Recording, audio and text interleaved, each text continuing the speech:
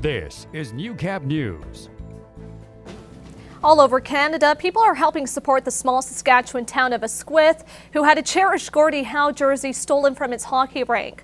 One of those people, a Lloydminster man who has now donated his own signed Mr. Hockey jersey, valued at over $1,400. He says it was a no-brainer decision after hearing about the theft on the radio. I had to pull over and really listen to it, and I was quite upset to hear.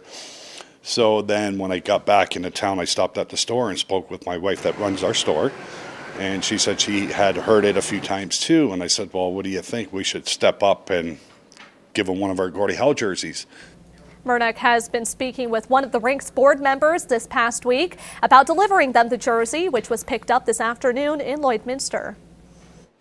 She was very grateful and touched. And I told her, I said, we're more than welcome and to do it for her. And she said, well, you two got to be two of the nicest people. The plan is to raffle off the jersey to pay for continued upkeep on the well-used arena in Asquith. There's just one more sleep before the NFL's crown jewel, the Super Bowl, gets underway in Houston, and millions across the globe tune in to watch hilarious commercials, interesting halftime acts, and hard-hitting football. Josh Ryan has more with how the community plans to enjoy the Super Bowl. Tomorrow, people across Lloydminster will gather together to watch the New England Patriots take on the Atlanta Falcons in Super Bowl 51. The recession slowed business last year, but Canadian brewhouse owner Gord Harvey expects things to pick up across the city. Sports fans in general really are what come down. And the event too, we're giving away a TV, so that kind of helps to draw people. So. Many will also continue family traditions in watching the game at home. Probably just a family, just probably about 6 of us or so get together, have some hot wings, nachos, that type of thing. We're always into the football, both Grey Cup and Super Bowl. So a key reason for the excitement this year is the return of the Patriots to the championship game, one of the most polarizing teams in pro sports. Generally draws a pretty big crowd, definitely for a team like New England being in there again. It always helps out for sure on a Sunday. However, there's plenty of fans cheering for the other side. Atlanta, since about early 2000s, I think. The cheer for Atlanta. Since the Michael Vick days. Most fans think it will be a close game, but they all seem confident in the team they are rooting for. I'm going with Patriots, but Falcons ain't no joke this year, so should be a good game. I think they got a pretty good shot. Yeah, good, really good offense this year, so for sure. Josh Ryan, Newcap News. This is Newcap Sports.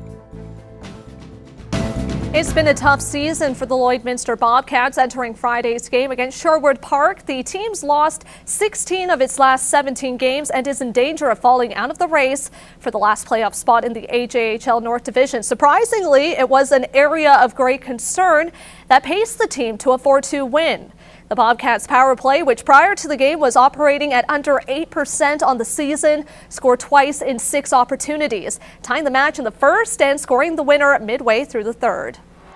Oh, it's huge. It puts us back in the playoff race. You know, the boys played probably their most complete game tonight, and I'm proud of them. And it was just a total team effort. We had 20 guys going tonight, and that's what it's going to take for the rest of the season.